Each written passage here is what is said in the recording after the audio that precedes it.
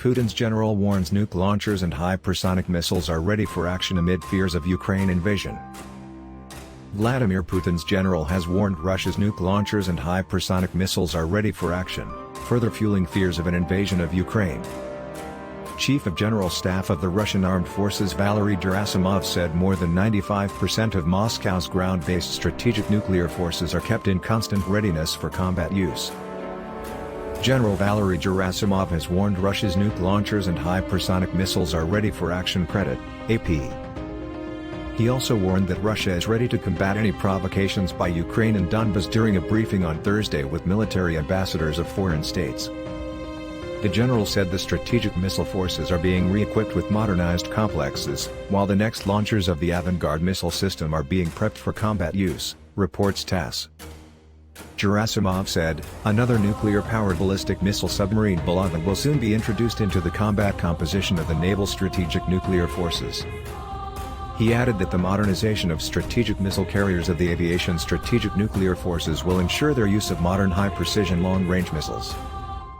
Putin's general also told the briefing that the combat capabilities of Russia's airborne forces are being built up as a response to growing tensions at the Ukraine border, with fears Putin could be set to invade in 2022.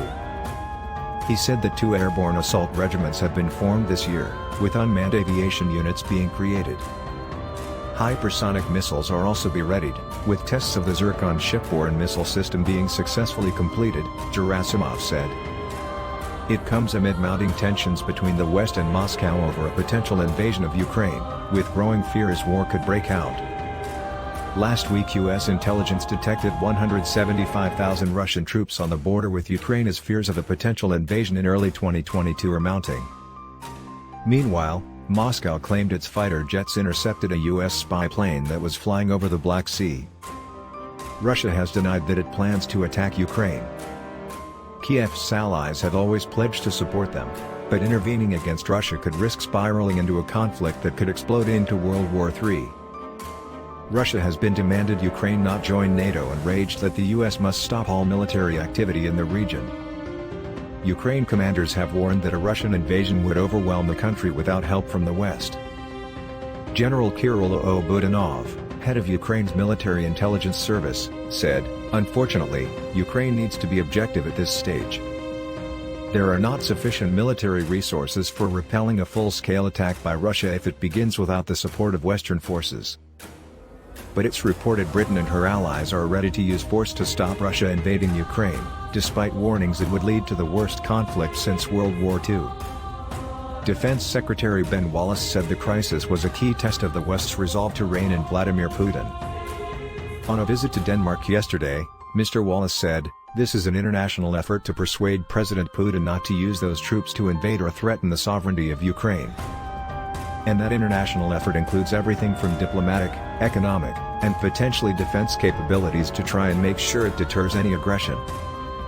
At least 70,000 Russian troops have gathered within striking distance of Ukraine's border. The new Chief of Defense Staff Admiral Sir Tony Radakin called it deeply worrying. He said, the worst scenarios, in terms of a full invasion, would be on a scale not seen in Europe since World War II. Mr. Wallace has sent extra troops to Russia's borders in Poland and Lithuania. Meanwhile, a U.S. senator has warned America could rain destruction on Russia with nuclear weapons if Putin invades Ukraine. Senator Roger Wicker said he supports sending troops to the region and suggested a ground war with Russia was possible in comments to Fox News on Tuesday.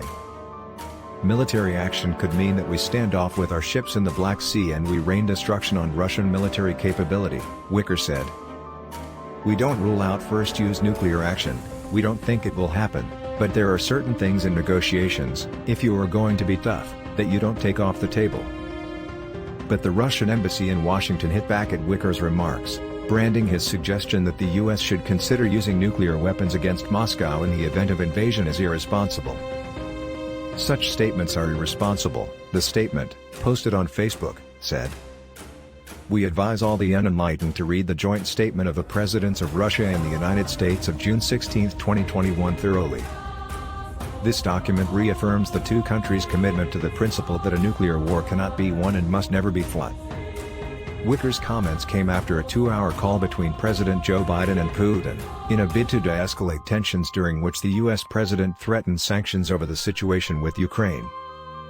Jake Sullivan, the U.S. National Security Advisor, said that it could include stopping Russian gas exports through the Nord Stream 2 pipeline. He said, if Vladimir Putin wants to see gas flow through that pipeline, he may not want to take the risk of invading Ukraine. He added that Biden told the Russian president the U.S. would send more weapons and equipment to Ukraine as well as deploy extra troops on the borders of the Baltics, Poland, and Romania, in case of Russian aggression. The high-stakes call came after Kiev said Moscow deployed tanks, snipers and bombers in the region as the Russian president is trying to provoke return fire.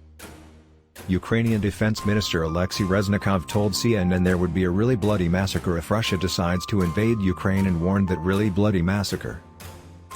The defense minister also said that 5 million Ukrainian refugees are fleeing into Europe amid heightened alarm about troop movements on the nation's border.